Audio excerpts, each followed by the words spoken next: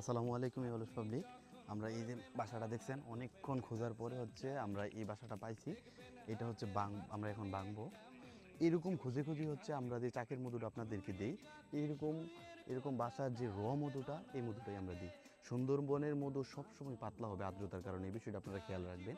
আপনাকে অগ্রিম 1 টাকাও দেওয়া লাগবে না।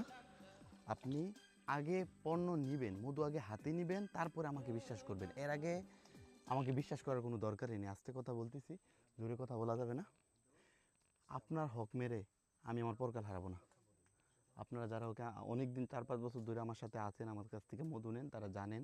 এবং যারা নেননি কখনো, আগে আপনি পণ্য নেবেন, তারপর টাকা দিবেন, খাইয়া দেখা চেক দিয়া।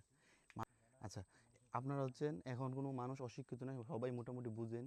আপনারা হচ্ছে মধুর যে বৈশিষ্ট্যগুলো, সুন্দরবনের মধুর যে বৈশিষ্ট্যগুলো, এগুলো জেনে নেবেন। তাহলে আপনি কখনোই ঠকবেন না, কেউ আপনাকে প্রতারিত করতে পারবে না।